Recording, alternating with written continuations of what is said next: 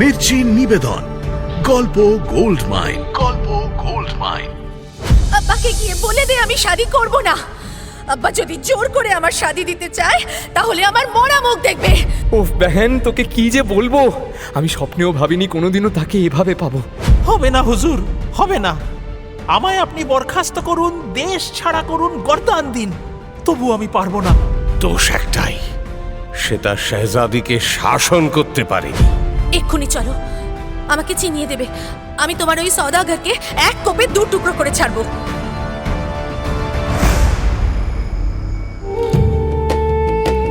মির্চি গল্প gold mine শুনছেন আরব্য রজনী।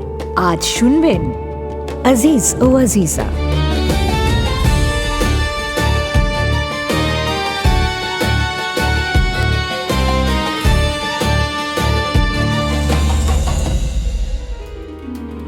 বেগম শেহরাজাদ শোনাচ্ছেন আজিজ ও আজিজার কাহানি। আজিজের সঙ্গে আজিজার বিয়ে ঠিক হয়, কিন্তু সে বিয়ে হয় না।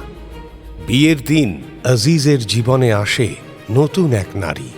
তার মোহে আজিজ পাগল হয়ে যায়। এই নারীকে পাওয়ার খেলায় আজিজা সঙ্গী হয় আজিজের। সে আজিজকে সাহায্যের হাত বাড়িয়ে দেয় নিজের প্রেম বলি দিয়ে। বহু অপেক্ষার পর একদিন সেই নারীর ডাক আসে। আজিজ তার সঙ্গে দেখা করতে যায়। সাজানো গোছানো একটা ঘরে আজিজকে বসানো হয় যত্ন করে। তার সামনে সাজিয়ে রাখা হয় এলাহি খানা।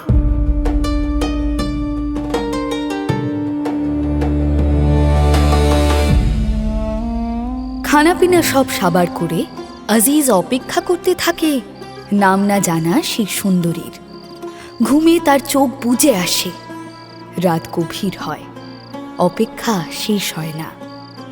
ঘুমটা একটু পাতলা হতেই পাখির ডাক ভেসে আসে আজিজের কানে। তড়াক করে লাফিয়ে উঠে বসে সে। জানলা দিয়ে দৃষ্টি বাইরে যেতেই দেখে দিনের আলো ঝলমল করছে। আরে, সকাল হয়ে গেল। তাড়াতাড়ি উঠে দাঁড়াতে গিয়ে খেয়াল হয় ব্যাপারটা। এটা কি কয়লা? না, কয়লার টুকরো। এগুলো কে রাখলো আমার পেটের ওপর? এত সুন্দর কামিজটা নোংরা। আরে ঘরের কি হাল? মেঝেতে নুন ছড়ানো। গালিচা কোথায় গেল? আর ঝাড়বাতিটা? আজিজ ঘুম ভেঙে দেখে সে শুয়ে আছে মেঝের ওপর। সারা মেঝে জুড়ে নুন ছড়িয়ে দিয়েছে কেউ। তার বুক ও পেটের উপর কয়লার টুকরো আর গুঁড়ো ভর্তি। ঘরে না আছে ঝাড়বাতি, না গালিচা, না কোনো আসবাব। ঘুমের মধ্যে আমাকে কেউ অন্য কোথাও ফেলে রেখে যায়নি তো? না, অন্য কোথাও নেই। রাতে সে যে ঘরে এসে বসেছিল সেখানেই আছে। তবে ঘরের স্ত্রী বদলে গেছে। আজিজের বড় গোলমেলে লাগে সবকিছু। গোলমালের কি আছে? এমন দিনে ঘুমোতে আছে বুদ্ধু কোথাকার। বাড়ি ফিরে আজিজাকে রাতের ঘটনা জানাতে আজিজা তির্যক সুরেই বলে কথাটা। আসলে আসলে এমন ঘুম পেয়ে গেল না। ঘুম পেয়ে গেল? জীবনে কি কোনোদিন ঘুমোওনি নাকি যে একটা রাত জেগে থাকতে পারলে না? এখন ঠেলা সামলাও। ঠেলা? কিসের ঠেলা? নিজের কীর্তির ঠেলা। সে তো তোমাকে মুখের ওপর জবাব দিয়ে দিল। ছি, আমার ভাবতেও লজ্জা করছে। তা কি জবাব দিল? বুঝলে না? না। স্বাভাবিক, বোঝার বান্দা হলে তুমি ঘুমোতে না। কি কি বুঝবো? এই, তুই হেয়ালি ছেড়ে বলবি কিনা বল। চুল ছাড়ো, ছাড়ো চুল। না, ছাড়বো না। লাগছে। তুই বল। আচ্ছা আচ্ছা বলছি, ছাড়ো বলছি। না, ছাড়বো না। তুই আগে বল। ছাড়ো না, আগে তুই বল সে কি বলেছে। বলছি তো, বলছি বাবা, আগে চুলটা তো ছাড়ো। নে, এবার বল। বীর পুরুষ আমার। ঘরের মেঝেতে নুন ছড়িয়ে রাখার মানে জানো? কি? নিশ্চয়ই কোনো বদমাইশি করেছে। মোটেও না। এর মানে তোমার দ্বারা প্রেম টেম হবে না। তবে রে, দাঁড়া, আমি দেখাচ্ছি। আমি না, আমি না। আমাকে মারছো কেন? আমি থোড়াই না বলেছি। তোমার সেই সুন্দরী তেমনই ভাবছে। ও এমন ভাবছে? তাহলে আর কি বলছি?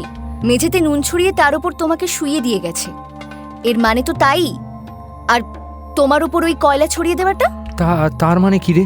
আরো খারাপ। খারাপ? কি খারাপ? বল, বলবি তো? সে তোমাকে ঘৃণা করে। বেহেন, এমন অপমান কে পারে সহ্য করতে? হাতের কাছে আজিজাকে পেয়ে আজিজের পুরো রাগটা তাই তার উপরেই পড়ে। সে আজিজাকে মারতে ছুটে যায়। সে যাত্রায় পালিয়ে বাঁচে আজিজা। কিন্তু কতক্ষণ? আজিজের যে আবার তাকেই দরকার। এরপরে কি করবে আজিজ, সেই বুদ্ধি নিতে হবে না? আজিজ সারা বাড়ি ঘোরার পরে আজিজাকে পায় ছাদের চিলে কোঠায়। আজিজার চোখে পানি দেখে ফেলে আজিজ। আজিজা তাড়াতাড়ি পানি মুছে হেসে বলে, কি হয়েছে ভাইয়া? খিদে পেয়েছে? আর খিদে? কাল রাতে যা খেয়েছি তাতে আজ সারাদিন আর কিছু খেতে হবে না। একেবারে এলাহি ভোজ, বুঝলি? কি ছিল না তাতে? কালিয়া, কোরমা, কাবাব। তাহলে গোসল করবে? পানি গরম করে দেব? এই গরমে আবার গরম পানি? আমাকে মারবি নাকি তুই? শরীর খারাপ হয়ে যাবে না?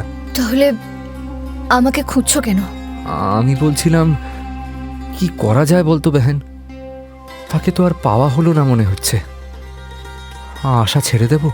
এখনই কেন এত ভেঙে পড়ছো ভাইয়া? আরেকবার চেষ্টা করে দেখোই না। আমি বলি কি, আজ বিকেলে আবার একবার যাও, দেখোই না গিয়ে কি হয়। আজ বরং আর বাগানে না গিয়ে সোজা ওই বাড়িতে গিয়ে উঠবে। হতেও তো পারে সে তোমার জন্য অপেক্ষা করে বসে আছে। ঠিকই বলে আজিজা। বিকেল হতেই আজিজ সরাসরি পৌঁছে যায় সেই বাড়িতে যেখানে সে আগের দিন গেছিল। সেই ঘরে ঢোকে সে, দেখে আগের দিনের মতোই মাটিতে পুরো গালিচা পাতা হয়েছে। তার উপরে সাজানো আছে বাদশাহী ভোজ। মাথার উপরে জ্বলছে সেই 100 চিরাগের ঝাড়বাতি। একটা নতুন জিনিস আবিষ্কার করে আজিজ। ঘরে কোনো সুগন্ধি ছড়ানো হয়েছে। দারুণ তার গন্ধ। গন্ধে ঘুম পেয়ে যায় তার। না না, আজ আর ঘুমালে চলবে না। বেহেন বারবার করে বলে দিয়েছে। তবে খাওয়ার কথা তো কিছু বলল না। খিদেটাও বেশ জাঁকিয়ে পেয়েছে। খাবো?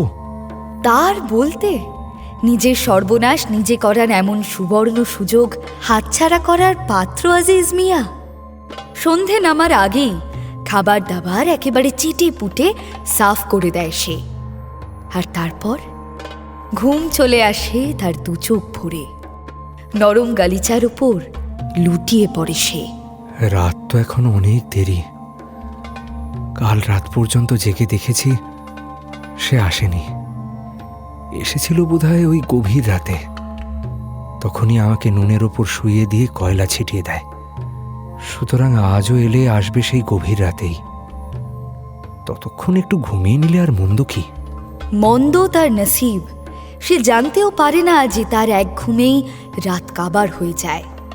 পরদিন সকালে ঘুম থেকে উঠে তো আজিজ অবাক। এ কি? হে, আমি কোথায়? কারা যেন তাকে ফেলে রেখে গেছে নোংরা পাঁকের মধ্যে। তার জামা কাপড় পাঁকে একেবারে মাখামাখি, দুর্গন্ধ বের হচ্ছে।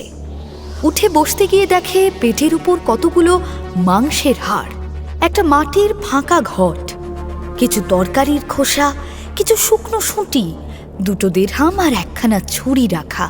হায় হায় হায় হায় হায়, আজও আমি ঘুমিয়ে পড়লাম। আর এগুলোর মানে কি? আবার সেই ভরসা আজিজা।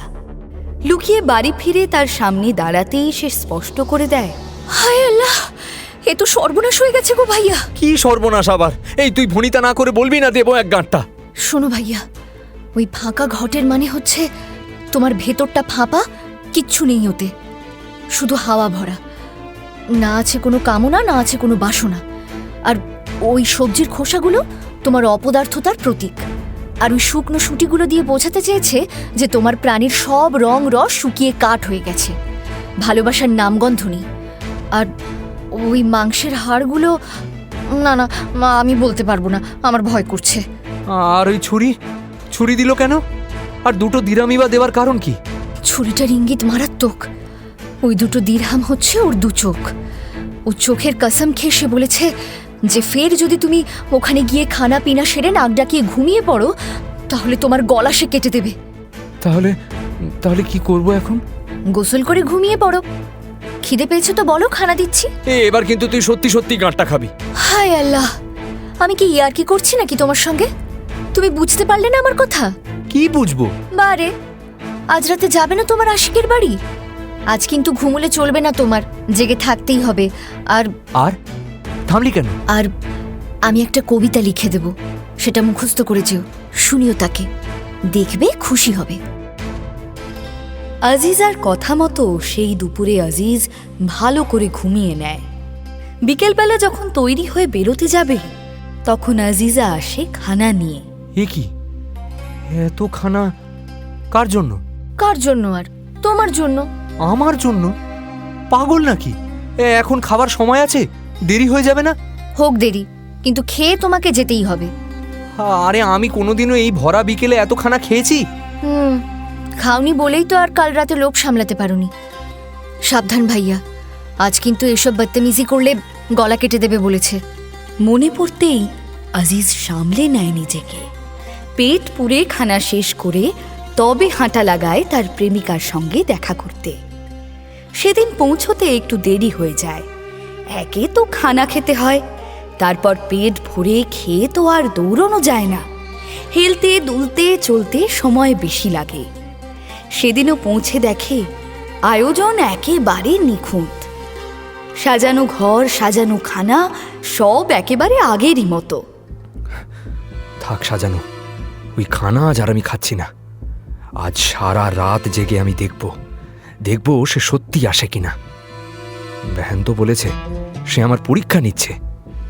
যদি জেগে বসে থাকতে পারি তাহলে সে ঠিক আসবে, আর যদি কোনো ভুল করি তো তাহলে তোমার গলা সে কেটে দেবে। সে রাতে আর ঘুমোয় না আজিজ। খানা সাজানো পড়ে থাকে পাশে, সেদিকে ফিরেও তাকায় না সে। তাকালে যদি লোভ হয়, পণ করেছে সে, তাকে জেগে থাকতেই হবে। আজ দেখতেই হবে কত রাতে সে আসে। আমাকে ফাঁকি দেওয়া না, বোঝাচ্ছি আজ মজা। আসে সে বেশ রাত করেই। একটা অদ্ভুত সুগন্ধে ভরে যায় ঘরটা। মাথার উপরের 100 চিরাগের বাতিটা তখন ক্লান্ত। কটা চিরাগ তার জ্বলছে আর কটা নিভে গেছে সে খেয়াল করে না আজিজ, করার প্রয়োজনও নেই। ক্লান্ত ঝাড়বাতির আলো তৈরি করেছে এক মায়াবী আলো আঁধারির খেলা। সেই আলো আঁধারিতে সে প্রথম এত কাছ থেকে দেখে তার স্বপ্নের রানীকে। আসসালামু আলাইকুম জনাব। বিনিময়ে যে তাকেও সেলাম জানানোটাই দস্তুর, সেটাও ভুলে যায় আজিজ। সে চেয়ে থাকে তার মুখের দিকে। এত সুন্দর কেউ হতে পারে? এ কি মানুষ না কোনো পরী? আজিজ ডুবে যায় তার রূপের নেশায়।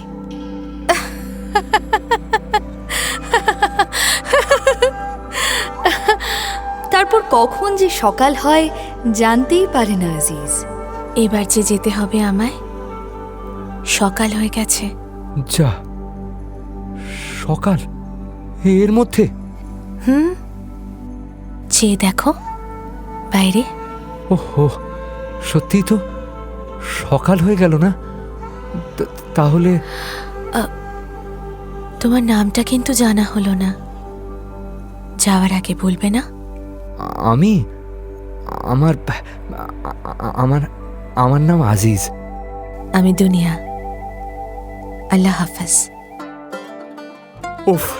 ওফ বেহেন, তোকে কি যে বলবো। আমি স্বপ্নেও ভাবিনি কোনোদিনও তাকে এভাবে পাবো। তুই জানিস সে যখন আমায় জড়িয়ে ধরলো না, তখন তখন তখন তখন তখন আমার মনে হচ্ছিল কি বলবো তোকে। বাড়ি ফিরে আজিজাকে ফলাও করে গল্প শোনায় আজিজ। শোনায় তার প্রেমের প্রথম রাতের কাহানি। আনন্দ যে ভাগ না করলে তার স্বাদ পাওয়া যায় না। আর এমন আনন্দ ভাগ করার মতো আজিজা ছাড়া কেই বা আছে আজিজের জীবনে? কিন্তু আজিজ কি একবারও লক্ষ্য করে আজিজাকে? সে তখন ভেসে চলেছে খুশির জোয়ারে। কোনো দিকে দেখবার তার ফুরসত নেই। কিন্তু একবার যদি সে আজিজার দিকে তাকাতো, তাহলে দেখত সে চোখে টলমল করছে হীরের মতো এক বিন্দু পানি। তুমি সুখী থেকো ভাইয়া। তুমি সুখী হলেই আমি সুখী হব, খুব সুখী। সেদিন বিকেলে আবার যাবে আজিজ তার দুনিয়ার সঙ্গে দেখা করতে। খালি হাতে যাবে? খালি হাতে? কি গো তুমি ভাইয়া, মহাব্বতের কিছুই বোঝো না দেখছি। সে না হয় ছাড়লাম, একটা লজ্জা শরমের ব্যাপার তো আছে। সে তোমাকে এই নিয়ে 3 দিন এলাহি ভোজ খাওয়ালো। 3 দিন কোথায়, কাল কিন্তু খাইনি আমি। তুই বারণ করেছিলি না? উদ্ধার করেছো আমায়। খাওনি ঠিক আছে, বেশ করেছো, কিন্তু সে তো সাজিয়ে দিয়েছিল তোমায়। হ্যাঁ, সেটা বলতে পারিস। তো এর প্রতিদানে একটা সওগাত অন্তত দাও তাকে। লোকে দাওয়াত খেতে গেলে পর্যন্ত উপহার নিয়ে যায়, আর তুমি কিনা প্রেম করতে যাচ্ছ খালি হাতে। ভারী মুশকিলে ফেললি তো। এই তুই না খালি পেঁচাল পারিস সব ব্যাপারে, কাজে লাগিস না মোটে। আমার কথা ছাড়ো ভাইয়া, আমাকে না হয় ফালতু ভেবে মাফ করে দাও। হ্যাঁ, মাফ করে দাও। সারাটা দিন গেল, কথাটা তুই আগে বলতে পারলি না? আগে বলবো কি করে? তুমি তো এসে আমাকে গল্প শোনালে, তারপর ঘুমিয়ে পড়লে। সে তো না ঘুমালে আজ রাতে জাগবো কি করে? তাই বলে তোর কোনো কাণ্ডজ্ঞান নেই? জানিস আমি আজ যাব, একটা কিছু তোফা জোগাড় করে রাখতে পারলি না? তেমন হলে আম্মির কাছে দিনার চেয়ে নিতিস কিছু একটা বলে। ভুল হয়ে গেছে ভাইয়া। আসলে কি জানো তো, কথাটা আমার আগেও খেয়াল হয়নি। তো খেয়াল যখন হলো, এখন বুদ্ধি বাতলা কিছু একটা। চুপ করে আছিস কেন? বুদ্ধি সেই আজিজাই বাতলে দেয়। আমি তোমাকে একটা কবিতা শিখিয়ে দেব বলেছিলাম না, তাকে শোনানোর জন্য? বলেছিলি নাকি? বলেছিলাম তো, কিন্তু আমায় শেখাসনি তো। ভুলে গেছি শেখাতে, আজ শিখিয়ে দিচ্ছি। এই তুই না বড্ড ভুলো মন তোর। কবিতাটা আজিজকে শিখিয়ে দেয় আজিজা। তারপর বলে, এটা শুনিও তোমার দুনিয়াকে, দেখবে খুব খুশি হবে। বলছিস? বলছি। আর বাজারে তোফা তো কত আছে, কিনে দিলেই হলো। কিন্তু এই সব হচ্ছে একেবারে দিলকা তোফা, এর কদরই আলাদা। তবে খবরদার, তাকে বলো না কিন্তু যে এটা আমি তোমায় শিখিয়ে দিয়েছি। সেই রাতটাও সে জেগে বসে থাকে তার দুনিয়ার জন্য। ঠিক সময়ে সেই সুগন্ধি ছড়িয়ে আসে দুনিয়া। তাদের অনেক কথা হয়। আজিজ জানতে পারে দুনিয়া শেহজাদি, তার আব্বা কর্পূর আর প্রবাল দ্বীপের সুলতান। শেহজাদি, এই বান্দার সালাম কবুল করুন শেহজাদি। আজিজ, তুমিও না প্রেমে আবার শেহজাদি কি? রাত কেটে যায় নিজের খেয়ালে, সকাল হয়। এবার যে যেতে হবে আমায়। এখনই? আর একটু বসো না। সকাল হয়ে গেছে যে। হঠাৎ কবিতাটার কথা খেয়াল হয় আজিজের। এই শোনো না, তোমার জন্য একটা কবিতা লিখেছি। কবিতা মানে শায়রি? তুমি তুমি শায়ার? শায়রি লেখো তুমি? দারুণ! শায়রি শুনতে আমার কিন্তু ভীষণ ভালো লাগে। শোনাও, শোনাও তোমার শায়রি। ওগো আমার ভালোবাসা, ওগো আমার জান, আমার যাহা সকল তোমায় করেছি যে দান। দেবার মতো নেই তো কিছু, রেখে গেলাম ঋণ। তোমার আমার মিলন হবে শেষ বিচারের দিন। শেষ বিচারের দিন? কেমন, পছন্দ হয়েছে তোমার? এটা কে লিখেছে আজিজ? কেন, আমি? ঝুট, মিথ্যে কথা। এটা তুমি লিখতে পারো না। তা হয়তো হবে, কিন্তু তোমাকে দেখার পর থেকে বিশ্বাস করো, আমার দিল শায়েরি লেখা শিখে গেছে। বিশ্বাস করি না। সত্যি করে বলো, তুমি তুমি কাউকে ভালোবাসো? খোদা কসম, তোমাকে ছাড়া আর কাউকে না। তোমাকে কেউ ভালোবাসে? কেন, তুমি? আমি ছাড়া আর কে আছে বলো? আর কে থাকবে? হতেই পারে না, তুমি মিথ্যে কথা বলছো। আরে মিথ্যের কি আছে? তোমাকে দেখার আগে আম্মি আর আজিজা ছাড়া আর কোনো মহিলার সঙ্গে আমি কথাই বলিনি কোনোদিন। আজিজা? কে কে এই আজিজা বলো? আজিজা? না না, এ তোমার ভুল সন্দেহ দুনিয়া। ও আমার বেহেন, আমার চাচার মেয়ে। আমরা একসঙ্গেই থাকতাম। থাকতাম মানে? তুমি আমায় জেরা করছো নাকি? কোতোয়ালের জেরা? আজিজ, যেটা জানতে চাইছি সেটা বলো, জবাব দাও। মানে চাচা চাচি আমাদের সঙ্গেই থাকতো। প্রথমে চাচি মারা গেল, আর তারপরে চাচা। জানো তো, যেদিন তোমায় প্রথম দেখি ওই জানলায় তুমি রুমাল ফেলেছিলে, সেদিন না আমার সঙ্গে আজিজার শাদির কথা হয়েছিল। কাজী, মেহমান, বুজুর্গ, ইয়ার, দোস্ত সবাই হাজির হয়েছিল আমার বাড়িতে। আর আমি বসেছিলাম তোমার পথ চেয়ে ওই বাগানে। একটা সত্যি কথা বলবে আজিজ? কি? এই কবিতাটা আজিজার লেখা, তাই না? সত্যি বলবে কিন্তু, মানে আমার কসম। যখন আসছিলাম তখন ওই আমাকে আর কি। তুমি এক্ষুনি বাড়ি যাও আজিজ। হঠাৎ করে উঠে দাঁড়িয়ে পড়ে দুনিয়া। খুব কড়া কিন্তু শান্তভাবে বলে, দেরি করো না, সোজা বাড়ি যাও। আর কোনোদিন আমার সঙ্গে দেখা করার চেষ্টা করো না। ভুলে যাও আমাকে, চলে যাও।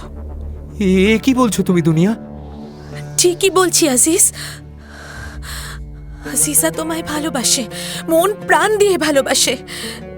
এটা তোমার অপদার্থতা যে তুমি তার ভালোবাসার মর্যাদা দিতে পারোনি। তার ভালোবাসা সর্বনাশ করে আমি তোমাকে ভালোবাসতে পারবো না, সেটা গুনাহ, মারাত্মক গুনাহ। এই গুনাহের কোনো ক্ষমা নেই। আমি না জেনে যা করেছি তার জন্য আল্লাহর কাছে আমার অপরাধ স্বীকার করছি। তিনি আমাকে যা শাস্তি দেবেন আমি মাথা পেতে নেব। কিন্তু কিন্তু তুমি আর বসে থেকো না, আর লাভ নেই।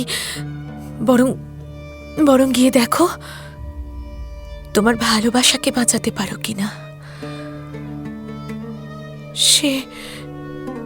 সে হয়তো আর নেই। আর নেই? তার মানে সে কি? হয়তো আত্মহত্যা করেছে। ঠিকই আন্দাজ করে দুনিয়া। আজিজ যখন ছুটতে ছুটতে বাড়ি ফেরে তখন অনেক দেরি হয়ে গেছে। আজিজার নিথর দেহটা শোয়ানো হয়েছে বাড়ির উঠোনে। বিষে নীল হয়ে গেছে তার দেহ। সেই থেকে হুজুর আমার জীবনটাই বদলে গেল। পেটের দায়ে সওদা করি, কিন্তু কোনোদিন আর শান্তি পেলাম না। বেহেনের স্মৃতি আমাকে প্রতিনিয়ত কুরে কুরে খায়। শাহজাদা তাজ আল মুলুককে নিজের জীবনের কাহানি শোনায় আজিজ। তোমার আজিজের প্রেম অসাধারণ। নিজের ভালোবাসার মানুষটার খুশির জন্য কেউ এমন নিজের ভালোবাসাই দান করতে পারে কখনো? পারে হুজুর, আমার বেহেন আজিজা পারে। হ্যাঁ ঠিকই, খুশনসিব তুমি। এমন প্রেম তোমার জীবনে এসেছে। আর বদনসিব ওই মেয়ে যে তোমাকে ভালোবেসে তোমার জীবন থেকে সরিয়ে নিয়েছে নিজেকে। আমিও কি কম বদনসিব হুজুর? এমন ভালোবাসা পেয়েও বুঝতে পারিনি, তার দাম দিতে পারিনি। আমার মতো অপদার্থ দুনিয়ায় আর কটা আছে? শাহজাদি দুনিয়া যদি আমার চোখে আঙুল দিয়ে না দেখিয়ে দিত তাহলে হয়তো। দুঃখ করো না দোস্ত, আজ থেকে তোমাকে আমি আমার দোস্ত বলে মানলাম। চলো আমার সঙ্গে। কোথায়?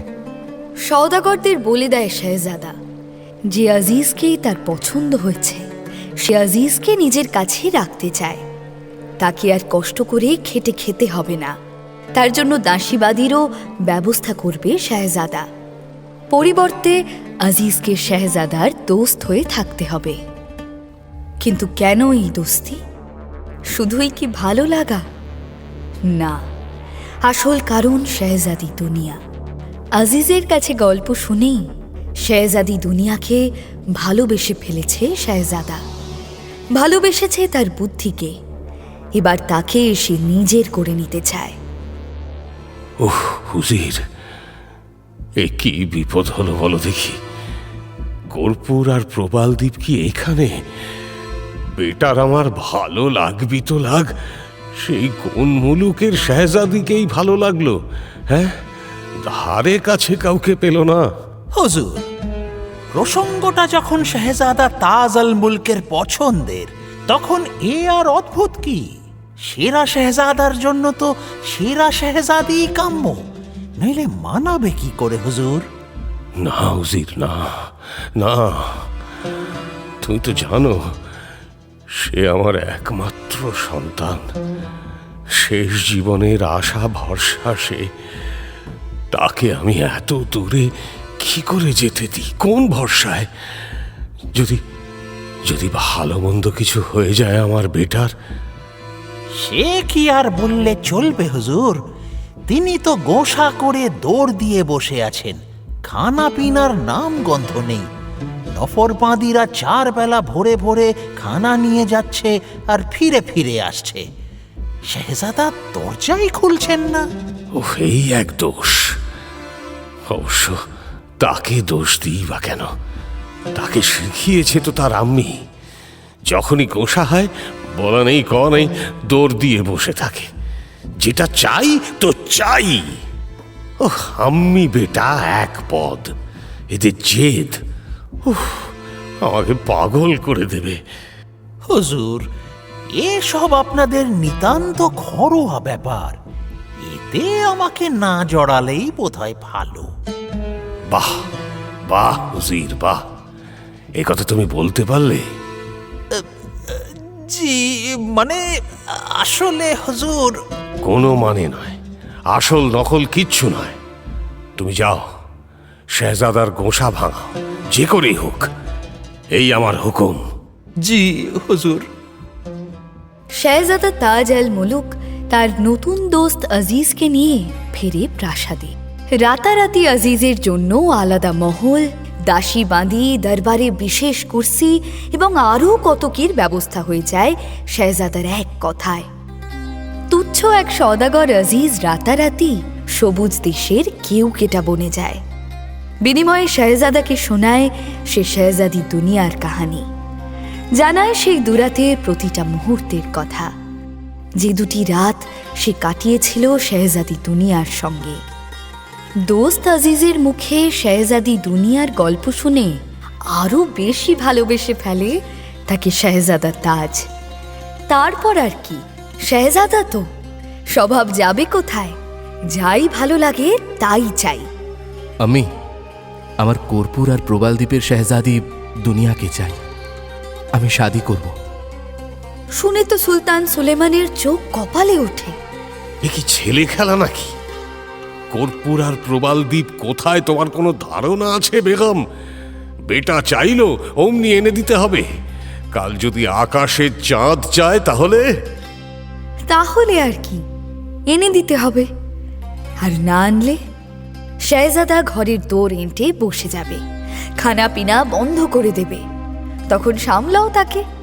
উজির যত বলে শেহজাদাকে, হুজুর, কর্পূর আর প্রবাল দ্বীপ বহুত দূর, অত দূরে বিয়ে করলে বিবির বাপের বাড়ি ঘুরতে যাবেন কি করে?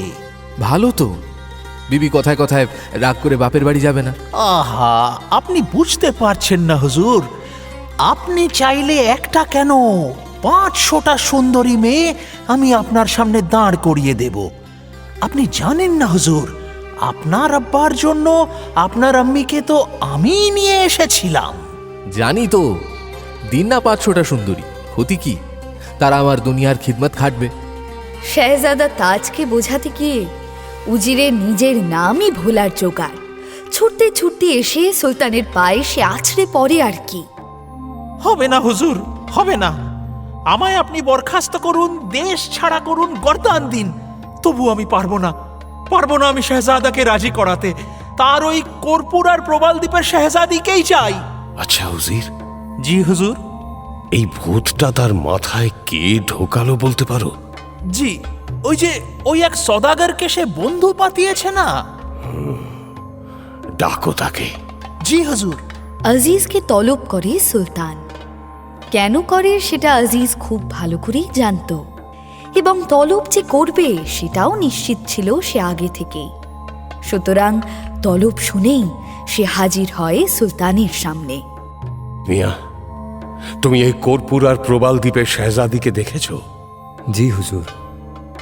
তার এমন কি আছে যে আমার বেটা তার জন্য এমন পাগল হয়ে পড়ল?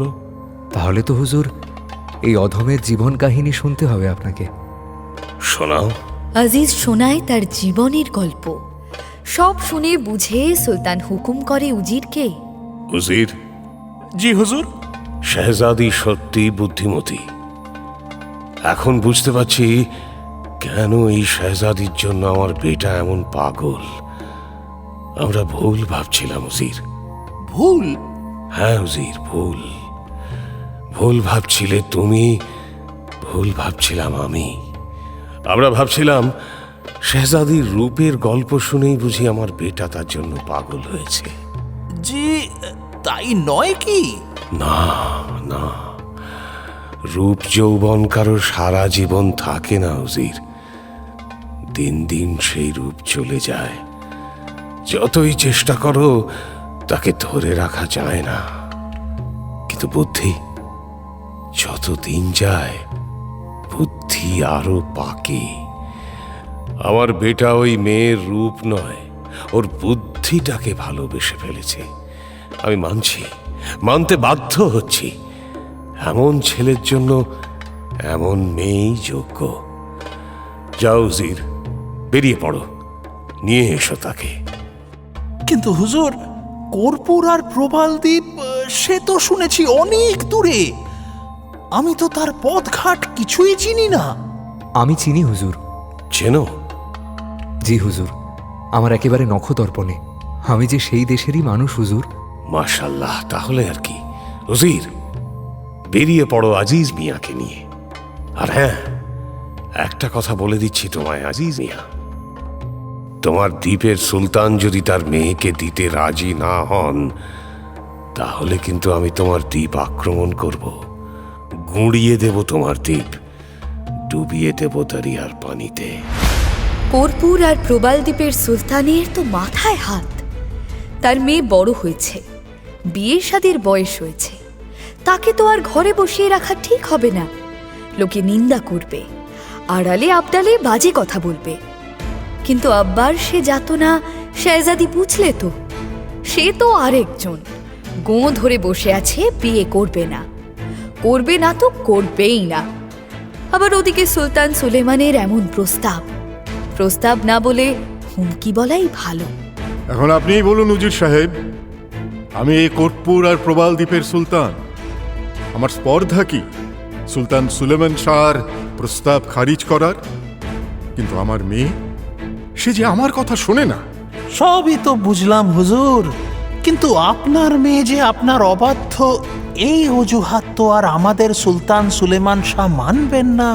তিনি যখন একবার বলেছেন তার প্রস্তাব খারিজ হলে এই দ্বীপ আক্রমণ করবেন, তখন সত্যি সত্যিই করবেন, ধ্বংস করে দেবেন তিনি আপনার এই সাম্রাজ্য। তাই বলছিলাম, একটা শেষ চেষ্টা করলে হয় না হুজুর? শেষ চেষ্টা করতেই শেহজাদিকে ডেকে পাঠানো হয়। কর্পূর আর প্রবালদ্বীপের সুলতান শেহজাদির খাস খোঁজাকে ডেকে বলেন, এই কে আছিস? যা আমার বেটিকে ডেকে নিয়ে আয়। বল ওর আব্বা ডাকছে, ওর বিয়ের প্রস্তাব নিয়ে এসেছেন সবুজ দেশের মহামান্য উজির মশাই।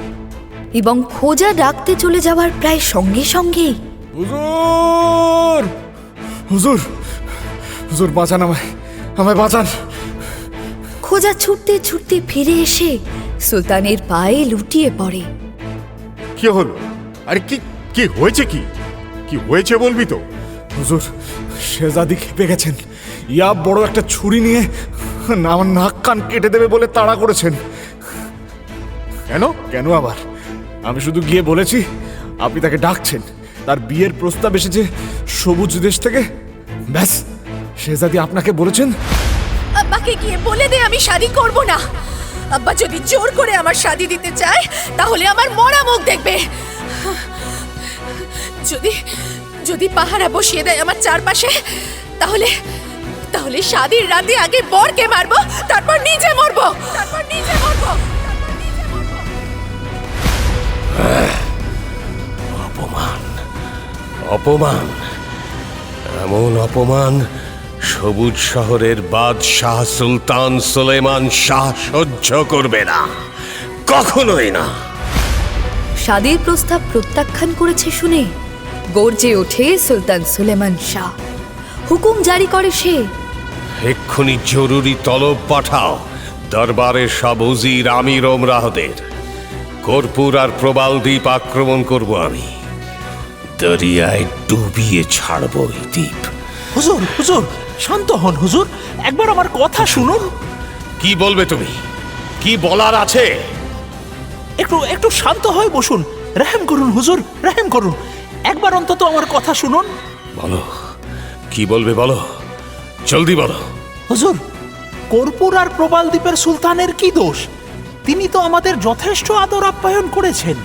তিনি নিজে শেহজাদের শাদী দিতে ইচ্ছুক, কিন্তু শেহজাদি যদি রাজি না হন, তিনি যদি আত্মহত্যার হুমকি দেন, বলেন যে শাদীর রাতে বরকে খুন করে নিজে মরবেন, তাহলে কোন আব্বা সাহস করে তার মেয়ের শাদী দিতে পারে হুজুর? কি বলতে চাইছো উজির? স্পষ্ট করে বলো। হুজুর, গুস্তাখি মাফ করবেন। কর্পূর আর প্রবাল দ্বীপের সুলতানের কি দোষ যে আপনি তাকে শাস্তি দেবেন?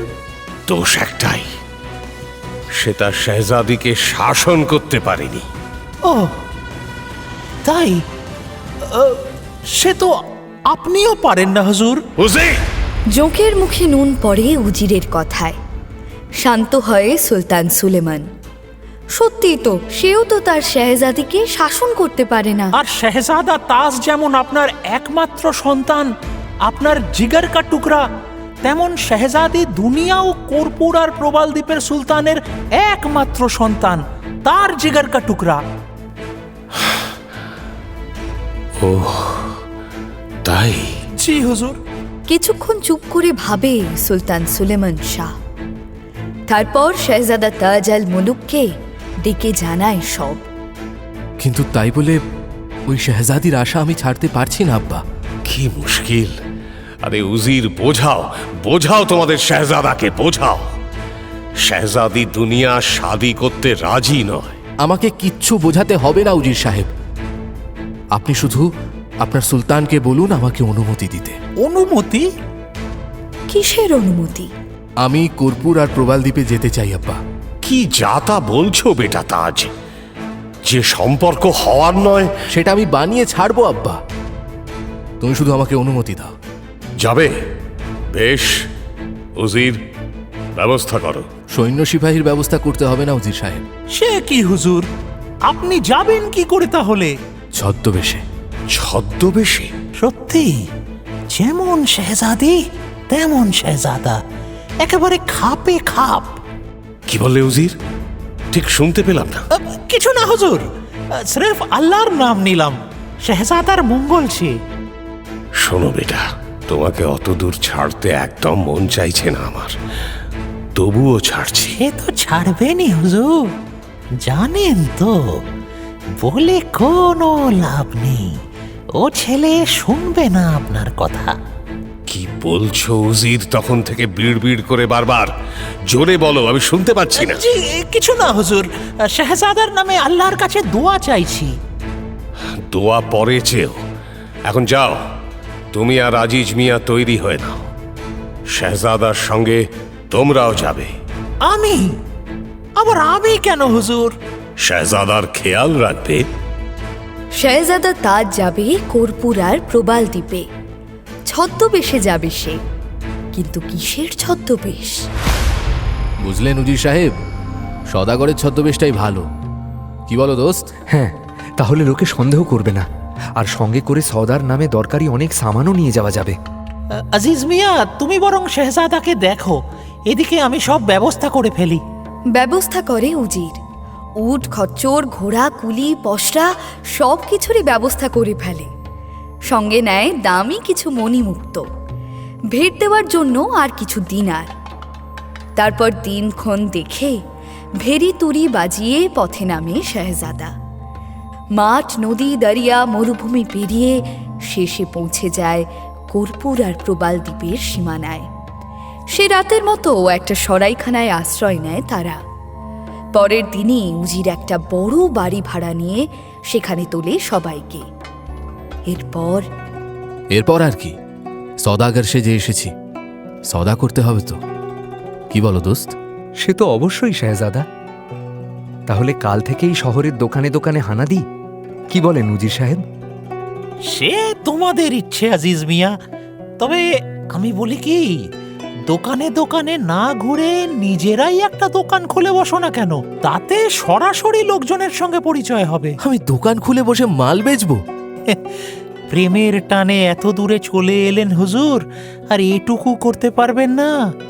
কত লোকে কত কিছু করে।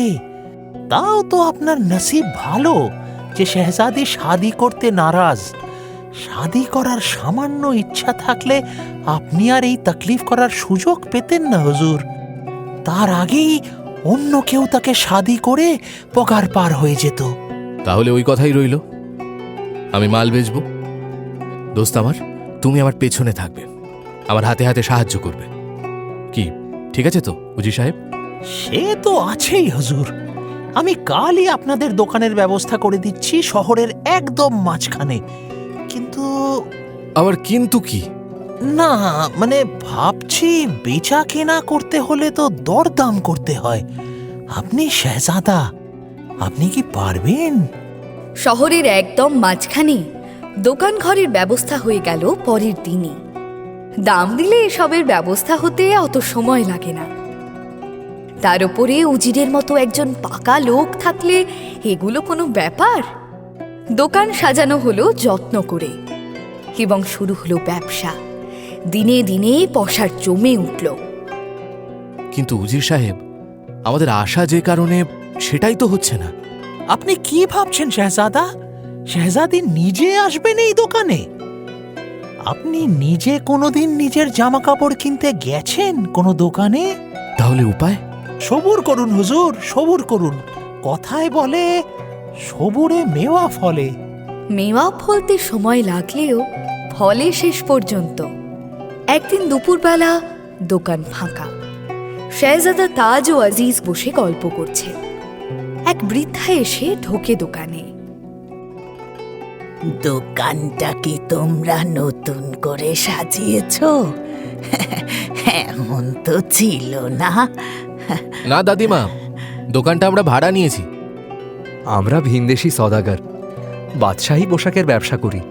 লোকের দৌড়ে দৌড়ে ঘুরে তো আর এই ব্যবসা চলে না। তা বেশ বেটা বেশ, তো দেখি কেমন বাদশাহী। এই দেশের শেহজাদি কে জানো? হঠাৎ শেহজাদির প্রসঙ্গে তাজ সজাগ হয়ে যায়। সে বৃদ্ধাকে জিজ্ঞেস করে, হঠাৎ শেহজাদির কথা বলছেন কেন? তার কিছু সেমিজ বানাতে হবে। সেই কাপড় কিনতে আমাকে সে পাঠিয়েছে। তাজকে আর পায় কে? দোকানের সব থান কাপড় নিমেষে এনে সে জড়ো করে বৃদ্ধার সামনে। এর থেকে যেটা পছন্দ আপনার নিয়ে যান দাদিমা। কাপড়ের বাহার দেখে তো বৃদ্ধার চোখ ধাঁধিয়ে যায়। কোনটা ছেড়ে কোনটা নেবে সে? এই যে এটা একটু দেখি। এটা? আচ্ছা, ওর ওই যে নিচেরটাও আনো। হ্যাঁ এটা?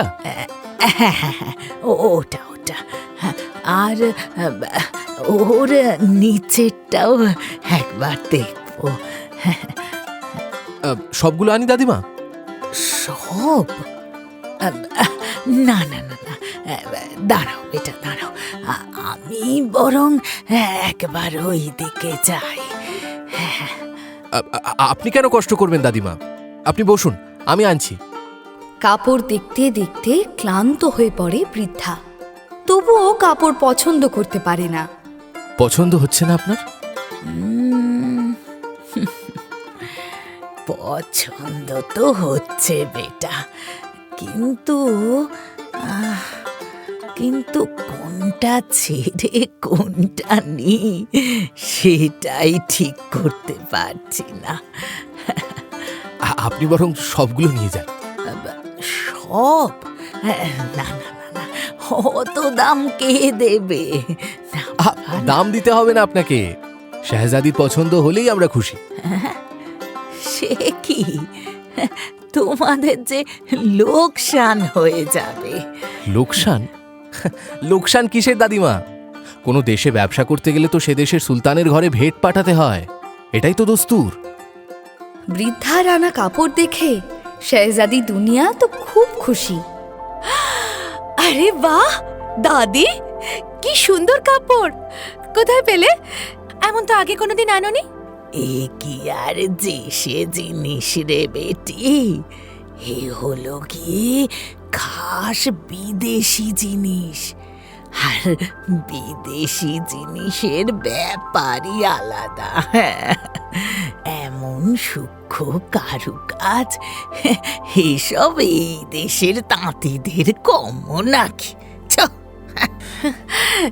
সত্যি দারুণ গো, অনেক দাম নিল তাই না?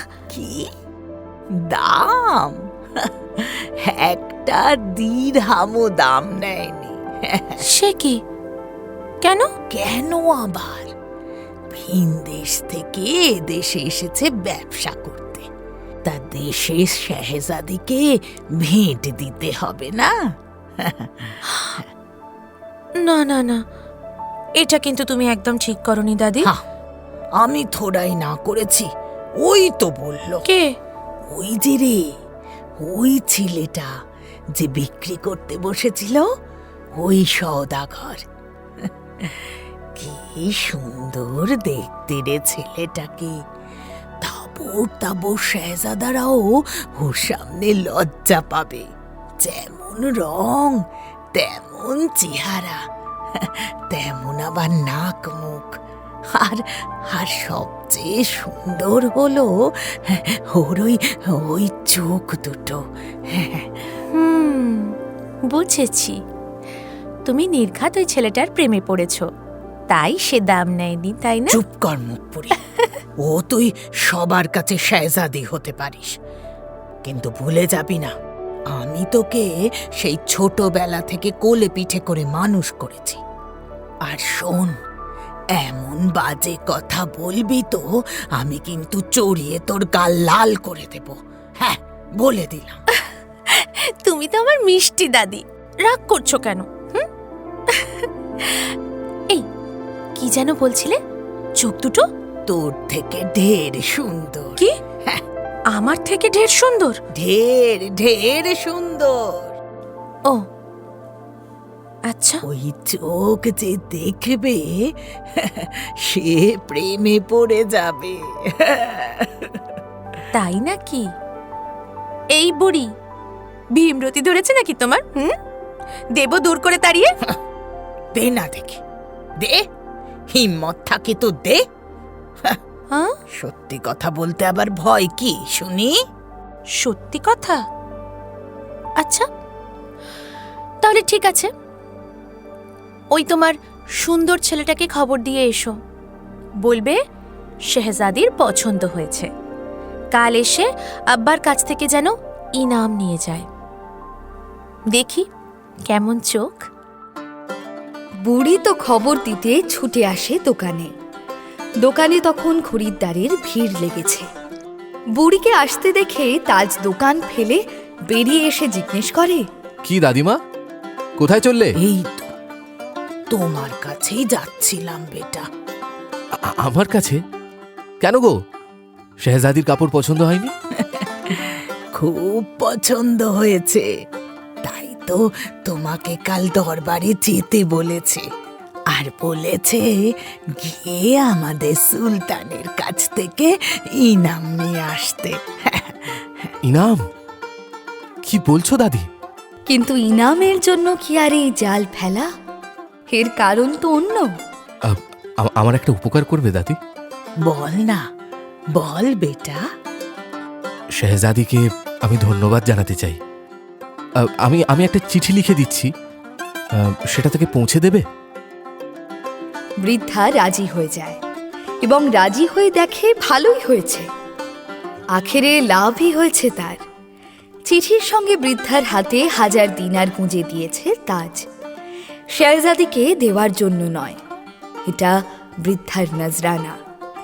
এমন উপরি লাভ নসিবে জুটলে কি আর কেউ সাহায্য না করে মুখ ফিরিয়ে থাকতে পারে? কিন্তু এত সহজে মেটে না ব্যাপারটা। শেহজাদি তো চিঠি পড়ে একেবারে রেগে আগুন। কি একটা ফালতু সওদাগর, সে আমায় প্রেম নিবেদন করেছে? এই বুড়ি বলো, এটা তুমি কেন এনেছো? আমি কি চাই লেখাপড়া জানি যে পড়ে বুঝে আনবো? আমাকে বলল তোকে ধন্যবাদ জানাবে, তাই তো নিয়ে এলাম। আমার তো সাদা মনে আর কাদা নেই। এক্ষুনি চলো, আমাকে চিনিয়ে দেবে। আমি তোমার ওই সওদাগরকে এক কোপে 2 টুকরো করে ছাড়বো। বৃদ্ধা দেখে গতিক ভালো নয়, কিন্তু যে ছেলেটা তাকে 1000 দিনার নজরানা দিয়েছে তার এমন ক্ষতি সে হতে দেয় কি করে? তাই সে বুদ্ধি করে বলে, তুই কি রে, একটা ফচকে ছেলে প্রেম নিবেদন করেছে বলে চটে গেলি? হ্যাঁ, তাকে কাটতে চললি? না, আমি ওকে খুন করে ছাড়বো। আরে ছাড় না, তেমন কিছু করতে হলে একটা হুমকি ধমকি দিয়ে চিঠি লিখে দে। হ্যাঁ, আমি গিয়ে দিয়ে আসি, দেখবি সব ঠান্ডা হয়ে যাবে। আর শোন, শেহজাদি হয়ে একটা সওদাগরের সঙ্গে ঝামেলা করা তো শোভা পায় না, তাই না? শেহজাদি দুনিয়া ভাবে বৃদ্ধা কথাটা মন্দ বলেনি। লোকে কি বলবে, শেহজাদি পথে নেমেছে সওদাগরকে মারতে। তাই সে বৃদ্ধার কথা মতো একটা চিঠি লিখে দেয়। বৃদ্ধা সেই চিঠিখানা শেহজাদা তাজের হাতে দিতেই তাজ আনন্দে 8খানা হয়ে যায়। চিঠিটা পড়ে বোঝে শেহজাদি দারুণ চটে গেছে, আর বোঝে সে ঠিক পথেই এগোচ্ছে। সে বৃদ্ধাকে আবারও একটা চিঠি ধরিয়ে দেয় শেহজাদিকে দেওয়ার জন্য, আর সঙ্গে দেয় আরো 1000 দিনার। বৃদ্ধা ভাবে, বাহারে বাহ, হে দারুণ খেল তো। একবার করে চিঠি নিয়ে যাও আর 1000 দিনার কামাও। এমন কামাইয়ের ফিকির ছাড়া যাবে না। এই চিঠি চালাচালি আমায় চালিয়ে যেতে হবে, তবেই তো আমার ফায়দা। কিন্তু শেহজাদির হাতে চিঠি তুলে দেবে এমন সাহস কোথায় বৃদ্ধার? যতই সে তাকে ছোটবেলা থেকে কোলে পিঠে করে মানুষ করুক না কেন, যতই সে বলুক না কেন চড় মেরে গাল লাল করে দেবে, সে তো জানে শেহজাদি দুনিয়া রাগ করলে কি করতে পারে। একবার 1000 দিনারের লোভে সামলেছে সে শেহজাদিকে। আবার যদি বেয়াদবি করে ওই সওদাগর, তাহলে আর সামলানো যাবে না। একটা কেলেঙ্কারি ঘটিয়ে বসবে শেহজাদি, আর তার আগে বৃদ্ধাকে হয়তো খুনই করে ফেলবে। সুতরাং শেহজাদির সামনে দাঁড়িয়ে সে উসখুস করতে থাকে। কি হলো দাদি, কিছু বললো? না, মুখে কিছু বলেনি, কিন্তু কিন্তু কি কিছু করেছে? বৃদ্ধা আর কি করে, নসিবে যা আছে দেখা যাবে। 1000 দিনারের জন্য তার বুক ফেটে যায়, তবুও সে বলে, একটা চিঠি পাঠিয়েছে। আবার আবার চিঠি পাঠিয়েছে? আরে আরে আরে রে, করছিস কি, করছিস কি? দেখি কি পাঠিয়েছে। শেহজাদি দুনিয়া প্রায় কেড়ে নেয় চিঠিটা বৃদ্ধার হাত থেকে। চিঠিটা পড়ে আরো রেগে যায় শেহজাদি দুনিয়া। শয়তান ইবলিশের বাচ্চা, এত বড় সাহস! আমি তোকে খুন করে ফেলবো। শেহজাদি দুনিয়া দেওয়ালে লাগানো তলোয়ারের টান দেয়। বৃদ্ধা রে রে করে ওঠে। এই কাগজে কলমে চলা যুদ্ধ তলোয়ারে নিয়ে চললি যে? তুমি চুপ করো বুড়ি। জানো জানো ও কি লিখেছে? হ্যাঁ, ওর প্রেম নিবেদন। এবার ওকে আমি সত্যিই খুন করে ফেলবো। আরে থাম থাম বেটা, থাম। হ্যাঁ, আমি মানছি ও কি লিখেছে সেটা আমি জানি না, কিন্তু ছুঁচো মেরে হাত গন্ধ করাটা কি ঠিক হবে? তুই যে এত লেখাপড়া করলি, তার কি শুনি একটা কড়া করে জবাব দিতে পারছিস না ওই ছেলেটার মুখের ওপর? এই তো তোর বুদ্ধি। আঁতে ঘা লাগে শেহজাদি দুনিয়ার। সে তলোয়ার ফেলে কলম নিয়ে বসে, লিখতে শুরু করে এমন এক চিঠি যেটা পড়ে বেয়াদবি বন্ধ করবে ওই সওদাগর। সে তো আর জানে না সওদাগর আসলে সওদাগর নয়, আসলে সে শেহজাদা। তারপর কি করে শেহজাদি দুনিয়া? তোমার আবার গল্প বলার সময় শেষ। তাহলে কি আবার অপেক্ষা করতে হবে?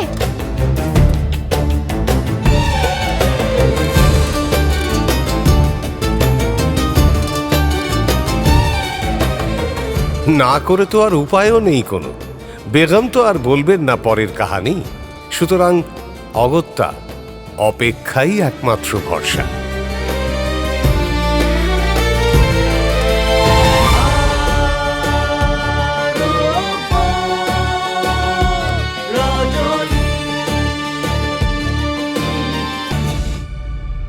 মির্চি গল্প গোল্ড মাইনে শুনলেন আরব্য রজনী।